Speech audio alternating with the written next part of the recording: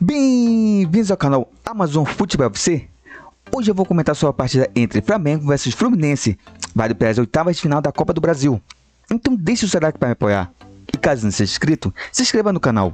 E não se esqueçam de acionar o sininho de notificação para ficar por dentro de todas as novidades do canal. Muito bem, pessoal, vamos lá comentar sobre essa partida que teve o resultado 2 para a equipe do Flamengo, 0 para o Fluminense. Dessa forma, o rubro-negro se classificou para as quartas de finais da Copa do Brasil. E assim, o que foi essa partida? Partida essa, só lembrando, antes de a gente começar a comentar sobre a partida, que teve transmissão aqui do canal, obviamente sem imagens, tá bom? Somente com a minha narração. Que eu sempre deixo bem claro isso para todo mundo, que eu não tenho direito de imagem, então eu não posso passar nenhuma imagem do jogo durante a transmissão, tá bom? Porque se pegar passando o jogo no meu canal, eu posso sofrer strike e aí eu perco o canal. Coisa que eu não quero, tá bom? Então eu sempre deixo bem claro isso, que é somente com narração, sem imagens, tá bom? Então dito isso, vamos lá. Vamos lá falar um pouco sobre essa partida. Foi o seguinte. Eu vi muitos canais de torcedores tricolores, né? Falando que o Fluminense praticamente dominou a partida, que teve as maiores chances da partida e faltou um pouco de competência do Fluminense para poder sair com a classificação. E sinceramente falando, eu vendo o jogo ali, eu não vi nada disso. O Fluminense obviamente teve duas boas chances no primeiro tempo, em que não soube aproveitar. O Grão inclusive mandou uma na pequena área, né, isolando ali o gol, mandou por cima. Mas fora isso, o Fluminense ficou preso na marcação do Flamengo. E assim, quando houve a divulgação da escalação do Flamengo, acho que muito torcedor do Flamengo ficou chiando, né, pela escalação do Sampaoli.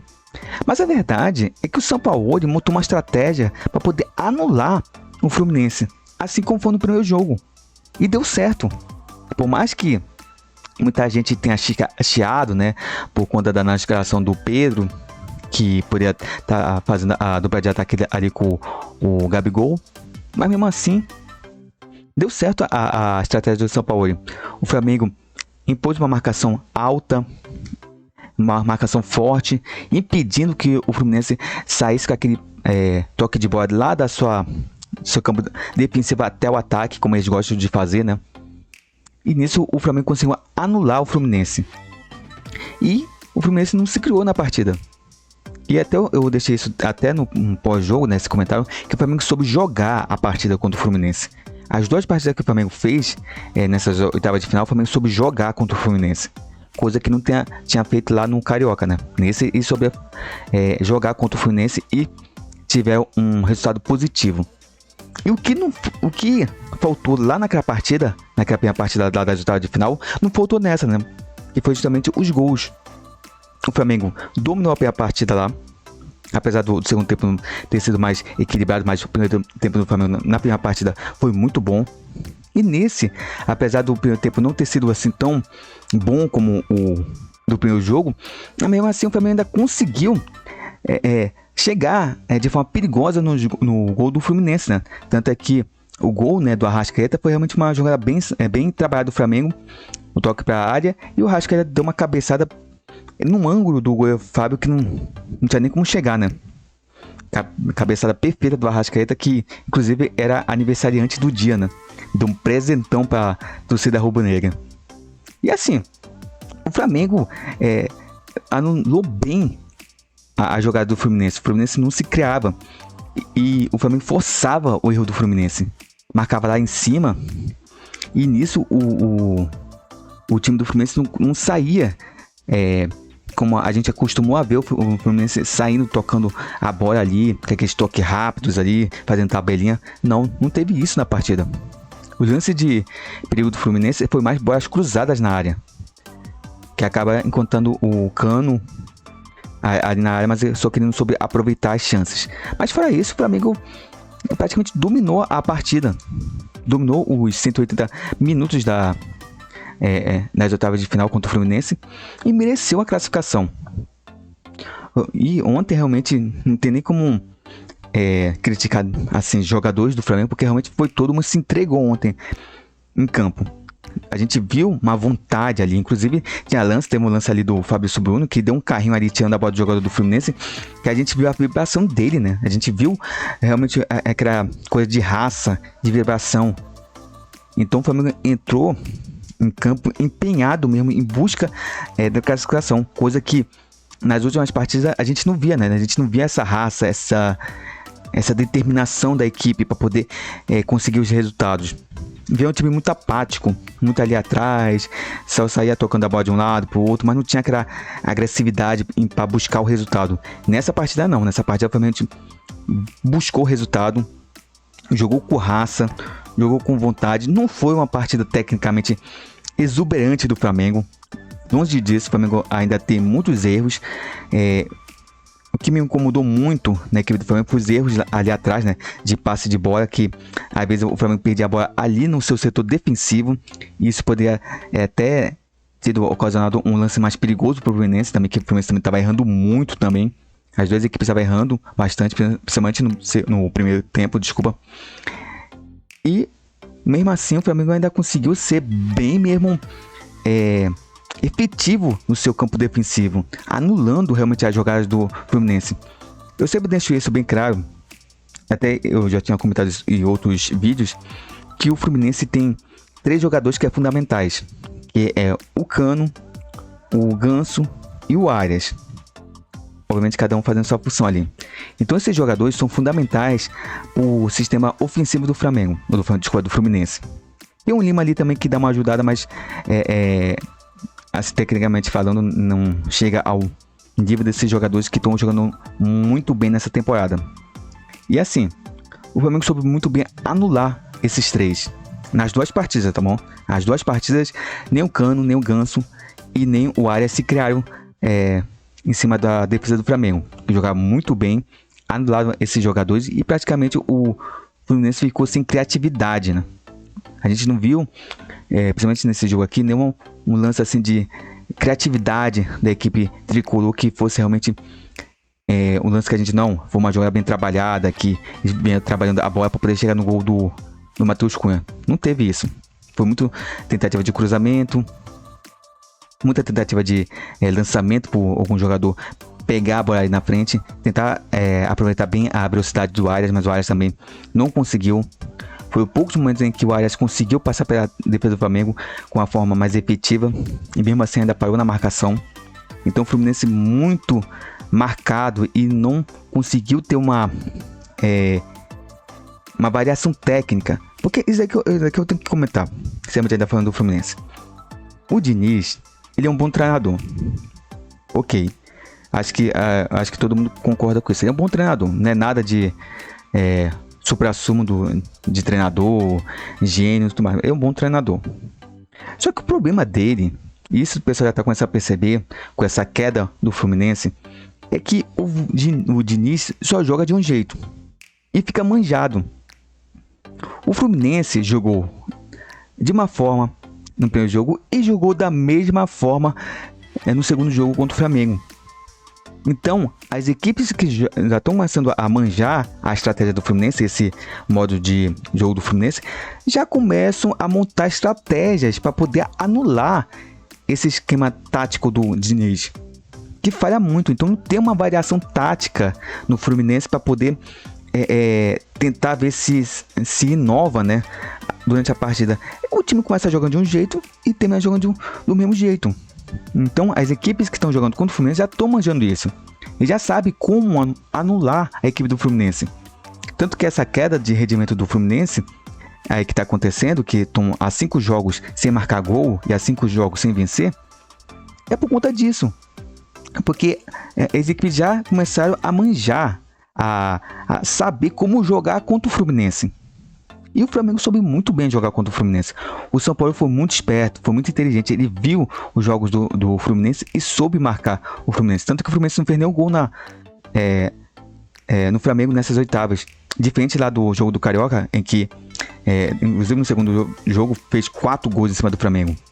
Nesse não fez nenhum. Então mostra como que o São Paulo foi esperto e inteligente contra o Fluminense e soube muito bem anular. Então o Diniz, ele precisa também se inovar, né? Porque senão os trabalhos dele sempre vai ter data de validade. Porque ele começa muito bem, começa implementando um estilo bonito de toque de bola, de passe, de jogo ofensivo, até que as equipes comecem a mapear esse esquema tático do Diniz. Aí pronto, conseguiram mapear, conseguiram entender esse esquema tático do Diniz, pronto, já consegue anular a equipe do Fluminense. Então, o que aconteceu com o Fluminense nesse jogo só mostra isso, só um reflexo do que está acontecendo no Fluminense no atual momento, no atual momento da equipe tricolor. O que realmente é algo que já dá para perceber, né, de hoje, há um bom tempo. O Diniz é um bom treinador, mas ele também precisa inovar, né? Precisa ter uma variação tática para poder tentar surpreender o adversário, porque senão o Fluminense fica uma equipe muito previsível, como foi, né, nessas duas jogos das oitavas de final da Copa do Brasil. No Flamengo, como falei, acho que se for falar de um jogador, porque assim, eu gostei da equipe no primeiro tempo, gostei da equipe no segundo tempo. Eu acho que o Flamengo poderia ter sacramentado mais cedo essa classificação. Teve ótimas oportunidades para poder fazer o gol, mas só que aí que tem um detalhe, que eu tenho que falar de um jogador que para mim foi o que destoou do restante, que foi justamente o Everton Cebolinha. Eu nos últimos vídeos tenho falado que o Cebolinha estava numa evolução, assim, que a gente via que ele estava começando a ter um futebolzinho melhor, né, na equipe do Flamengo, estava começando a melhorar, é um jogador que tentava diferente, tentava abrir a marcação de forma que, como fazer um jogador ágil para poder abrir a marcação, principalmente quando o Flamengo enfrenta umas equipes que jogam de forma fechada, né, no seu campo defensivo. E era um jogador realmente que vinha tentando, né? Vinha tentando fazer jogadas mais, assim, incisivas. E eu via que ele estava tendo uma pequena evolução, mas ainda não era longe de ser o Cebolinha que já foi um dia. Acho que nesse jogo, sinceramente falando, o Cebolinha, ele... Isso até brincar, se ele tivesse um neurônio a mais, ele tinha conseguido armar bons contra-ataques e assim tinha feito mais gols em cima do Fluminense. Teve uma jogada em que ele pegou a bola, tava ele, o jogador do Fluminense, praticamente quase pelo meio, ele vem avançando aqui quase pela ponta aqui do campo, tinha um jogador do meio do Fluminense e tinha um Gabigol lá do outro lado, já avançando rumo ao gol do Fluminense. Se ele tivesse pegado e passado a bola pro Gabigol, ou até pro Gerson, que vinha ali atrás, o Flamengo tinha feito o gol. Só que o que ele foi? Ele foi puxando a bola, foi levando até praticamente na área do Fluminense e resolveu chutar. Chutou totalmente errado, né? E acabou o jogador do Fluminense, né, o André, se não me engano, bloqueando o chute dele, e assim o Flamengo perdeu uma ótima chance. Então o Cebolinha, ele é um jogador que precisa ter um raciocínio melhor, assim posso dizer, das jogadas, né? Porque ele consegue fazer a jogada e consegue construir a jogada. Só que o momento de conclusão da jogada, naquele momento em que ele precisa decidir o que ele vai fazer, ele peca, ele erra, como nessa jogada, né? Esse aí foi o reflexo do Cebolinha na equipe do Flamengo. É um jogador que é rápido, tem habilidade, mas só que no momento dele ter aquela inteligência, né, de conclusão da jogada, ele peca. Então se ele tivesse passado a bola, o Flamengo tinha feito o gol e assim já tinha se classificado, né, sacramentado a classificação mais cedo. E depois do lance, o Gabigol foi lá, no lance de oportunismo do Gabigol, né, que é um jogador que faz o que quiser dele. Ele é um jogador marrento, é um jogador realmente que causa uma certa polêmica, mas é um cara decisivo. O Gabriel, ele é um cara realmente que quando chega na decisão, quando o Flamengo precisa de um jogador realmente decisivo, aparece o Gabigol. Então, mais uma vez ele foi lá e praticamente sacramentou a passagem do Flamengo para as quartas de final. Foi oportunista, né? Porque a bola teve o chute ali e sobrou para ele, foi lá e emendou pro gol, sem chance pro Fábio. Então o Gabriel foi lá e fez o segundo gol do Flamengo, e assim o Flamengo saiu classificado. E assim, como eu falei, o Gabigol, ele é um jogador que nessa temporada, de fato, ele começou bem, até o começo do ano do Gabigol foi até bom. Fez lá seus gols e tudo mais, mas depois disso, ele começou a cair um pouco do rendimento dele.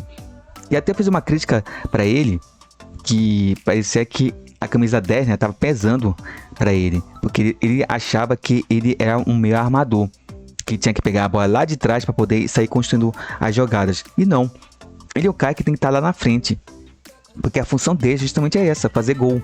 Ele ser decisivo lá na frente. Ele não tem cacife para ser um cara construtor, né? Um cara que realmente arma jogadas. Porque ele é um cara realmente de decisão, de estar ali realmente para decidir a partida. Quem tem que construir as jogadas são os meias, de fato, de função, que é justamente o Arrascaeta, tem o Everton Ribeiro, tem o Gerson também ali. Então, são eles que tem que estar ali para poder construir as jogadas. E o Gabigol tem que estar ali para poder concluir as jogadas, no caso, fazer os gols, né? E como ele fez, né? Quando ele fica lá na frente, realmente no ataque, o Gabigol é um jogador que tem poucos, né? Aqui no futebol brasileiro que consegue ser tão decisivo como ele. Então ele é muito importante lá na frente, não recuando tanto para poder pegar a bola, para poder tentar armar as jogadas. Então assim, fale quem quiser do Gabigol, ele realmente estava jogando ruim, não estava no seu melhor momento, mas mesmo assim ele continua sendo um jogador decisivo para a equipe do Flamengo. Eu também tenho que elogiar o Eric, né? Não gosto de ser chamado de Pulgar, é o Eric, né? O Eric Pulgar, mas é o Eric, eu acho que vocês dão para entender que é. Que também fez mais uma partida muito boa dele, né? Ele começou meio com desconfiança, né? O Flamengo não tinha feito tantas partidas boas, né? Tava fazendo umas partidas razoáveis para baixo, mas agora parece que ele tá começando a realmente incorporar na equipe do Flamengo e tá fazendo partidas boas, né? E foi mais uma partida muito boa do Eric Pulgar. Eu gostei muito da atuação dele na equipe, que realmente ajudou bastante a equipe rubro-negra, né? Principalmente nessa marcação aí. Então realmente o Pulgar, ele jogou muito bem. Ele enfiou uma bola ali pro... Fez uma pegada de bola ali pro... Esqueci o nome do jogador. Esqueci quem recebeu a bola. Mas ele fez uma jogada ali que foi divisão de jogo muito interessante, né? Achou o jogador ali sozinho, enfiou a bola e quase que o Flamengo faz o gol. Então o Pulgar realmente vem jogando muito bem. Eu gostei muito da partida do Eric Pulgar. E também a gente tem que falar também do Thiago Maia, né? Que também jogou bem ontem. Thiago Maia, que é um jogador que vem recebendo muitas críticas, né? Da torcida, até por minha parte mesmo. Eu também venho criticando ele bastante, né? Ele não tem feito boas atuações, mas mesmo assim, nessa partida contra o Fluminense, né, fez uma boa atuação. Fez um bom jogo, realmente ajudou bastante a equipe do Flamengo. Então, o Thiago Maia realmente nessa partida tá de parabéns.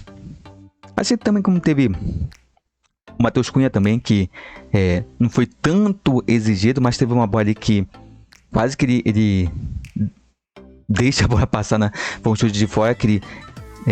eu acho que ele tentou espalmar para baixo para poder fazer aquele lance. Sabe, você tem o que joga a bola para baixo para poder encaixar, como faz a defesa em 2 lances. Acho que ele tentou fazer isso, mas só que ele bateu ali, a bola acabou indo pro lado e saindo em escanteio, né? Mas fora isso, o Matheus Cunha realmente tem sido um goleiro muito bom e tem dado uma certa segurança ali no gol do Flamengo. E como eu falei, pra mim ele é o titular da posição. Pra mim, chega de Santos. Acho que o Santos tá numa péssima fase, não consegue mais ter aquela segurança que era confiável na temporada passada nele, né? Ele não é mais um goleiro seguro. E pra mim, eu acho que o titular absoluto do gol do Flamengo é o Matheus Cunha.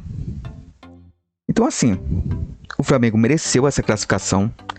Eu acho que o Fluminense, e eu vi muito isso de torcedores tricolor, entrou com um pouco de salto alto, sim. Ah, mas não tava de salto alto, não sei o que. Tava sim, sinceramente falando, eu vi muito torcedor do Fluminense comemorando no sorteio quando a equipe tirou, né? No caso, no sorteio tirou o Flamengo para enfrentar nas oitavas de final. Aí pensa, já é freguês, já passamos, o Flamengo não tem time para encarar o Fluminense está jogando muita bola, é o melhor futebol do Brasil. Enfim, todas essas frases, né, que a gente vem ouvindo nesses últimos tempos.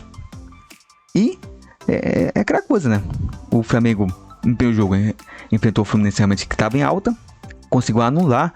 O Fluminense criou bastante, poderia ter sido um resultado bem assim, elástico do primeiro jogo, porque criou muito, teve muita chance de sair pelo menos com uns 2 gols na primeira partida.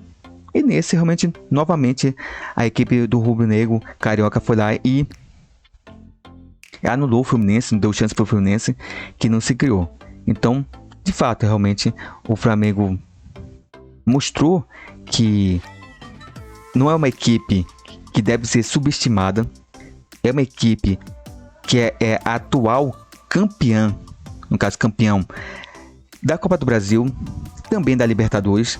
Então tem que ter um certo respeito pelo Flamengo por conta de ser o atual campeão, de ser o atual campeão da Libertadores, campeão da América.